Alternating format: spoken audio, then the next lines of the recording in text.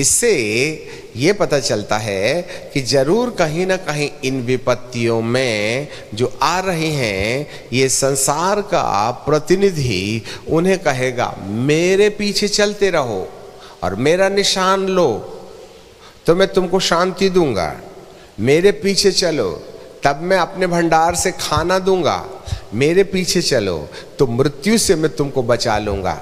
उसका मेरे लिए एक ही निशान होगा कि तुम मेरा निशान अपने शरीर में ले लो।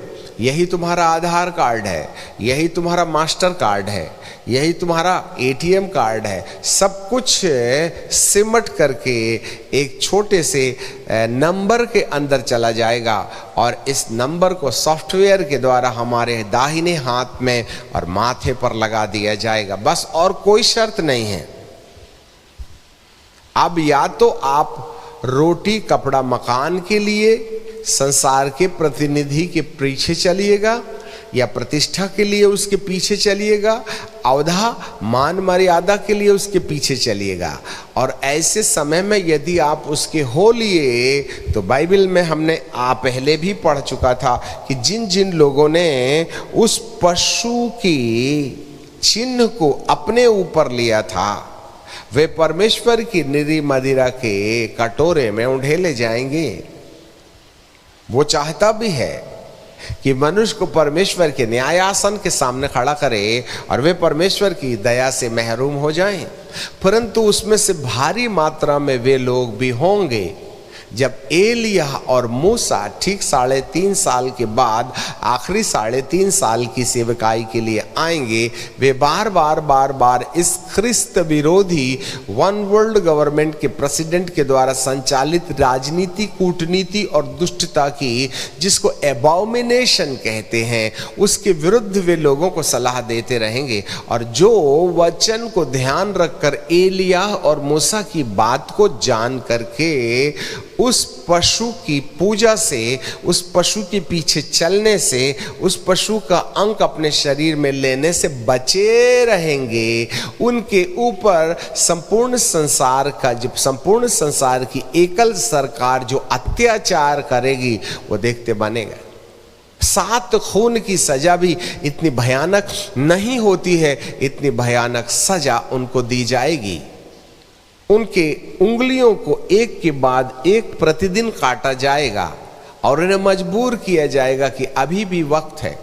फिर जब अंगुलियां कट जाएंगी तब पोंछा काटा जाएगा, फिर उसके बाद में हाथ काटा जाएगा, फिर उसके बाद में दूसरी उंगली, पर डे एक एक उंगलियां काट के, एक एक हाथ और एक एक बाजू निकाल के, फिर पैरों की उंगलियां काट के वो आपको मौका देंगे कि अभी भी बच सकते हो, मात्र तुमको एक काम करना है, जो राजा है ना उसकी बात मान लीजिएगा। और वो तुम्हारे साथ और कुछ नहीं करेगा, बस उसकी एक बहुत छोटी सी शर्त है, उसका निशान ले लो, बस हो गया। जिससे कि वह अपने विनाश के साथ साथ जिन जिन को मोहर लग जाएगी उनको भी वह अपने साथ अनंत आग में ले जाए, तब उसको शांति मिलेगी। ऐसा उसका सोच है कि मैं तेरी सृष्टि को बर्बाद कर दूंगा। इसलिए वह पूरी मात्रा के साथ, पूरे जोर और जोश के साथ में सुविधाएं देने के लोभ और लालच में सजा देने के द्वारा, प्रताड़ित किए जाने के द्वारा उन्हें फिर वापस अपनी ओर लौट आने की प्रेरणा देगा, जिससे कि लोग केवल उसके बहुमत में आ जाएं, केवल उसका नाम ले लें, केवल उसका अंक ले लें, और वो मजबूरन ऐसा करेगा। इसलिए बाइबल हमें बताती है कि जिन लोगों ने उस पशु की और उस पशु पर और पशु की मूरत पर, पशु वह लाल अजगर इबलीस, पुराना सांप जो अदृश्य है, जिसने अपने आप को प्रकट करने के लिए एक आधे मानव आधे दानव नामक व्यक्ति को विश्व का शीर्ष बना लिया है। 144 नंबर की सीट जो यूएनओ गवर्नमेंट में है, जो जनरल प्रेसिडेंट के रूप में होगी, अभी जनरल सेक्रेटरी उनके शीर्ष में है, परंतु प्रेसिडेंट अभी भी यूएन गवर्नमेंट में नहीं है, उसका चुनाव होना है। और उस चुनाव में वो व्यक्ति बैठेगा जो शैतान की तरफ से नियुक्त किया होगा। और ये व्यक्ति वो व्यक्ति होगा जो स्त्री से तो जन्मेगा जैसे यीशु जन्मे थे, परंतु उसके बाप का अता पता नहीं होगा। अर्थात दुरात्मा प्रमुख प्रधान किसी कन्या को गर्भवती करने के द्वारा एक ऐसे बालक को जन्म देगी जो आकर के इस पद पर आ बैठेगा।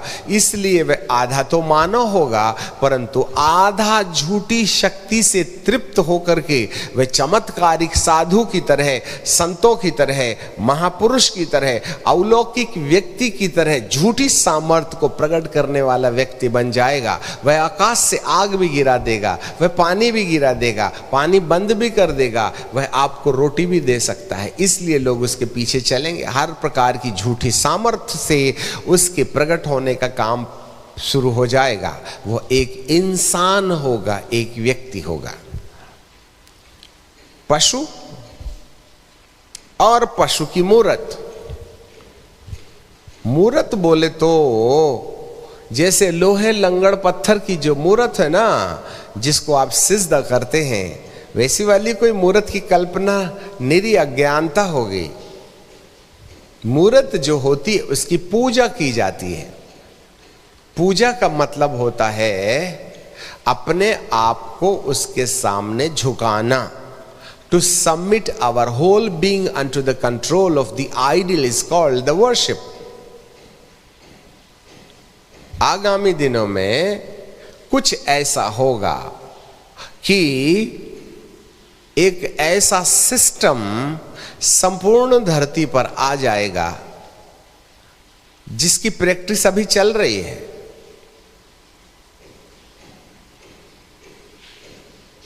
वो सिस्टम कुछ ऐसा सिस्टम होगा जिस सिस्टम के द्वारा सारी दुनिया एक सूत्र में आ जाएगी। आप अपनी मनमानी नहीं कर पाइएगा। ऐसे सिस्टम को जो वेलकम करेगा, चाहे वह है तो तकनीकी के आधार पर। आगे वाली तकनीकी इतनी हाई एडवांस होगी कि सब कुछ इंटरनेट से और सॉफ्टवेयर से और कंप्यूटर से चलेगा। Cashless economy, cashless purchasing, online purchasing. अब आपका लाइसेंस भी ऑनलाइन है, फॉर्म भी ऑनलाइन भरना है, ट्रांसफर भी ऑनलाइन होगा, ट्रांजैक्शन भी ऑनलाइन होगा, रजिस्ट्री भी ऑनलाइन होगी। सब कुछ तो ऑनलाइन हो गया। आज कागज पत्तल का तो काम ही खत्म हो गया है। और कोरोना हमारी मदद कर रहा है कि घर बैठे काम कीजिएगा। ऑनलाइन, स्कूल ऑनलाइन, सब कुछ ऑनलाइन। और इसी ऑनलाइन का हम भी उपयोग कर रहे हैं। आप बैठे घर में और हम आपसे बातचीत कर रहे हैं। अब जरा देख लीजिएगा, एक ऐसा सिस्टम सारी दुनिया को एक धागे से, एक अदृश्य तार से जोड़ देगा। और उस अदृश्य तार से जुड़े सिस्टम को जब तक आप कंप्लीटली एडॉप्ट नहीं कीजिएगा, तब तक आप दुनिया पर सरवाइव नहीं कर सकते हैं। हमारी बात को ध्यान से सुन लीजिएगा, आगामी दिनों के अंदर में क्या कुछ होगा। इसलिए तकनीकी के आधार पर चाहे बैंक हो, चाहे बाजार हो, चाहे नौकरी हो, चाहे स्कूल हो, चाहे कार हो, चाहे बंगले हो, और आज की तारीख में धीरे धीरे ड्राइवरों की भी जरूरत नहीं है। आप कार में कंप्यूटर से एड्रेस फीड कर दीजिएगा, कार आपसे आपको पहुंचा देगी। ड्राइवरों की भी जरूरत नहीं। आजकल होटलों में वेटरों की जरूरत नहीं है। रोबोट आपको आकर के सर्व कर सकते हैं। आजकल के रोबोट जो है वह सोचते भी हैं, उनमें इमोशंस भी है, वे आपका तत्काल जवाब भी देंगे और उनके अंदर भावना भी है। आज मानव के ऊपर से लोगों का विश्वास खत्म, वे सब रोबोट के द्वारा काम कर रहे हैं। और रोबोट जो है वह सब तकनीकी का वो सिस्टम है सॉफ्टवेयर के द्वारा जो किसी मालिकाना हक के आधार पर चलाई जाएगी। एक व्यक्ति कंप्यूटर बैठा रहेगा और वह जो होटल में बैठे जो कस्टमर हैं उनका ऑर्डर वे वहीं पर कंप्यूटर पर अपने टेबल पर ही ऑर्डर दे देंगे और मालिक कंप्यूटर में आपका ऑर्डर देख लेगा और रोबोट जाके आपको सर्व कर देंगे। आपको क्या लगता है, आप धीरे धीरे किसकी आराधना कर रहे हैं, धीरे धीरे किसके सबमिशन में जा रहे हैं? ये सब 7 साल के महाक्लेश काल में होना चाहिए था, परंतु उसकी प्रैक्टिस अभी से चल रही है। इससे ऐसे पता चलता है कि समय बहुत कम है। आपको मालूम है उस सिस्टम को जो समर्पित हो जाएगा, जिसके बिना काम नहीं चलेगा। और आज की तारीख में धीरे धीरे हमारी आदत बन गई है कि मोबाइल मतलब पत्नी, माँ बाप सब तीसरी चौथी जगह में चले गए। हर मिनट और सेकंड हमारे हाथ में मोबाइल। तो आप किसकी पूजा कर रहे हैं? आपका भाव किसके लिए समर्पित हो रहा है? इसलिए मोबाइल का उतना ही उपयोग किया जाए जितना जरूरी है। आप मोबाइल से परहेज करें और मोबाइल के मामले में धर्मी रहें। इस सॉफ्टवेयर को उतना ही काम में लाना जितनी जरूरत है।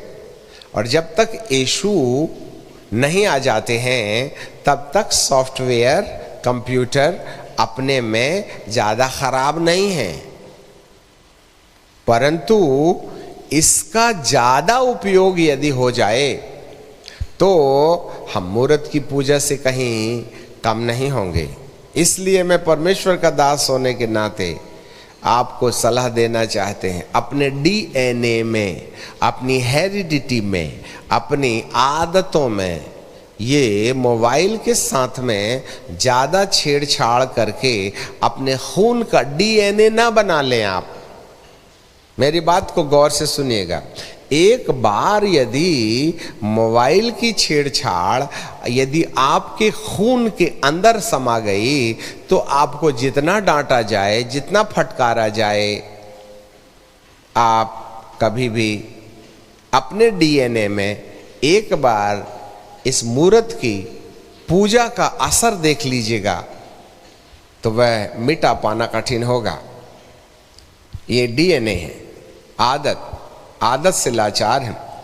अभी हमने एक न्यूज़ में देखा था, 1 साल में अपने भारत में 3000 बच्चे रोडों में पकड़े गए जो 5 साल से लेकर के 12 साल के थे, 11 साल के थे।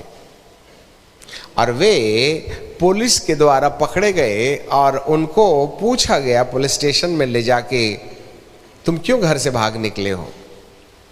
तो इन 3000 बच्चों ने एक ही स्टेटमेंट दिया, हमारे मामा पापा हमको मोबाइल नहीं खेलने देते इसलिए हम घर से भाग गए।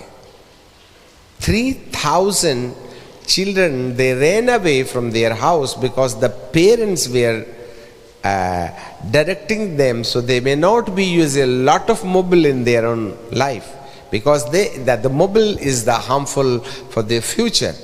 इसलिए उन्होंने अपने घर छोड़ दिए 5 साल से लेकर के 10 साल के बच्चे। ये डेटा है गवर्नमेंट के पास में। इसका मतलब है आज बच्चों के डीएनए में धीरे धीरे उस मूर्त की पूजा करने का अंश दिखाई दे रहा है। अभी तो 4G पर चल रहे हैं, अभी 5G आएगा। 5G क्या कलाकारी दिखाएगा उसके बारे में मैं आपको बताना नहीं चाहते हैं क्योंकि मुझे भी ज़्यादा नहीं मालूम है।